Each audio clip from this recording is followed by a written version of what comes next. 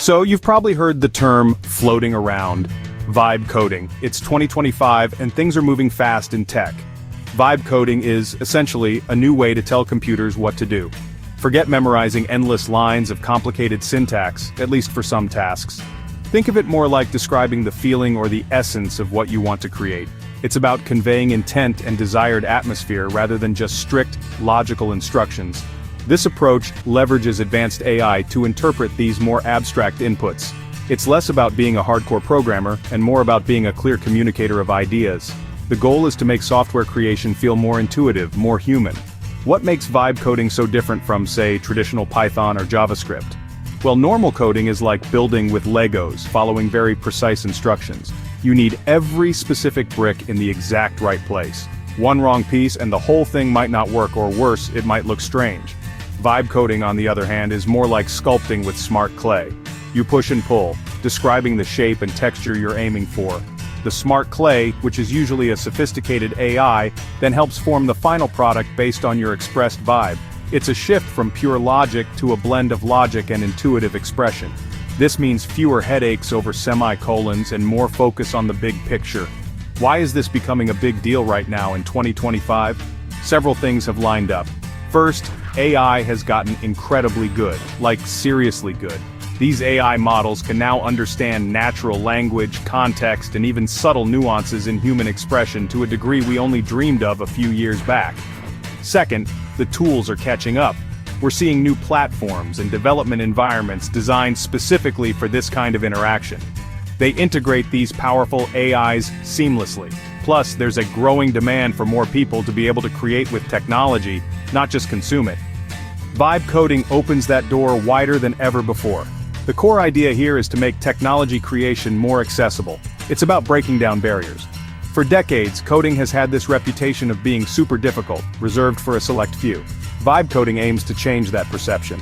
It's about enabling designers, artists, writers, entrepreneurs, and everyday people to bring their digital ideas to life without needing a computer science degree.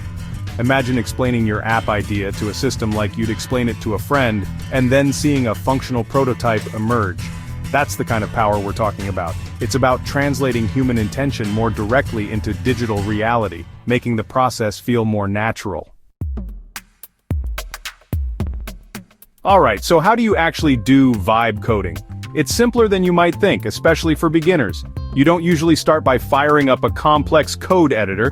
Instead, you might begin with a platform that asks you to describe your project. Think about what you want to create. What should it feel like? Is it playful and bright or serious and minimalist? You'd articulate this using plain language, maybe even providing visual inspirations or mood boards. The system then translates this vibe into a foundational structure for your app or website. It's about setting the tone first. There are already some cool tools emerging in 2025 that facilitate this. Some are AI-powered integrated development environments that have vibe modes. Others are advanced no-code or low-code platforms.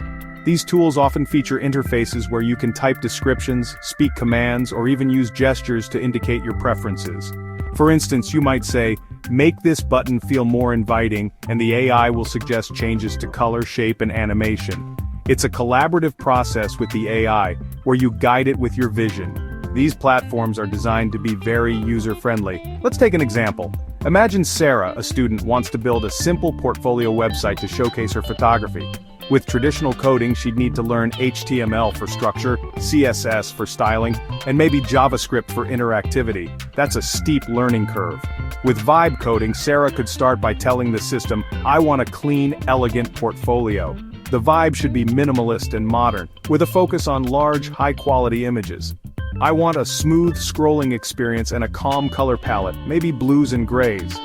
The AI would then generate a starting point, which Sarah can then refine by giving more vibe-based feedback. The key here is learning to trust your intuition and communicate it clearly. It's less about knowing specific commands like angle bracket div or function parenthesis, and more about articulating the desired user experience and the overall aesthetic. You're essentially becoming a director, guiding the AI, which acts as a very skilled, very fast production team. You describe the scene, the mood, the actor's motivations, and the AI helps bring it to the screen. You're still in control, but the method of control is more about vision, and feel, rather than granular line-by-line instruction. It requires a different kind of thinking, but it can be incredibly empowering. One of the biggest wins for vibe coding is how it unleashes creativity. So many people have brilliant ideas for apps, websites, or digital experiences but are held back by the technical hurdles of traditional programming. Vibe coding changes that.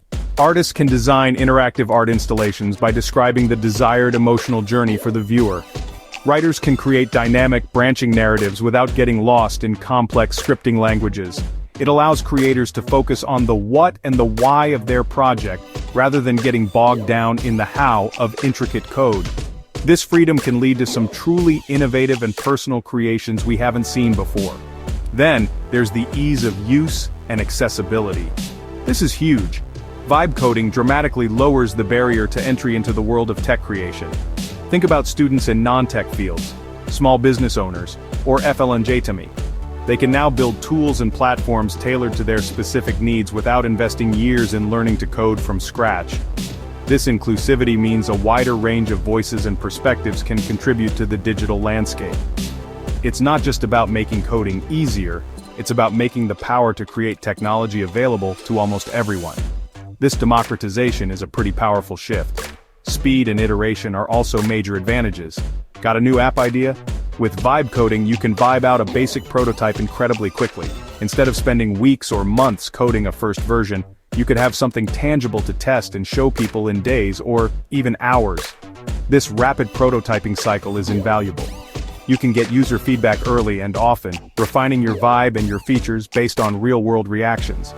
This agility means less wasted effort on ideas that don't quite work, and more time spent polishing the ones that do.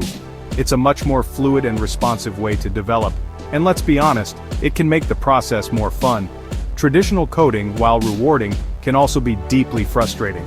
Hunting for that one missing semicolon or trying to understand an obscure error message isn't everyone's idea of a good time. Vibe coding aims to make the creation process more enjoyable, more like a playful exploration. It's about the joy of seeing your vision come to life quickly and intuitively. When the tools get out of your way and let you focus on your creative intent, the whole experience becomes more engaging and, dare I say, more vibey. Now, it's not all sunshine and rainbows. Vibe coding has its potential downsides. What happens when the AI misinterprets your vibe? If you say you want a cool and edgy app, the AI's definition of cool and edgy might be very different from yours. This can lead to unexpected or undesirable results. Debugging can also become a strange new challenge. How do you debug a vibe? If something isn't working, it's not always about finding a bug in the code, but rather figuring out where the communication of the vibe went wrong. This requires a new set of problem-solving skills, which we are still figuring out. There's also the concern of over-reliance on these AI systems. If new developers only learn to vibe code, will they miss out on understanding the fundamental principles of how software actually works? It's like using a calculator for all your math, super convenient, but you might not develop strong mental arithmetic skills. Will vibe coding become a crutch that hinders deeper learning and true mastery of computational thinking? The black box nature of some AI tools, where you don't fully see how they arrive at the solution, can also be a concern for complex or critical applications where transparency is key. Despite these challenges, we're already seeing vibe coding make its mark in 2025. In schools, students are using it for creative projects, designing interactive stories or simple educational games by describing the mood and user flow. At work, marketing teams can quickly mock up interactive ad campaigns based on a specific brand vibe without needing a dedicated development team for every small iteration. Artists are using it to generate unique digital art pieces by feeding the AI stylistic prompts and emotional cues. It's becoming a go-to tool for rapid ideation, and for projects where the aesthetic and emotional impact are paramount. So, is vibe coding just a passing fad, or is it the future of programming? My take? It's likely a bit of both. It probably won't completely replace traditional hardcore coding, especially for highly complex, performance-critical systems where precision is everything. But it's definitely not just a fad.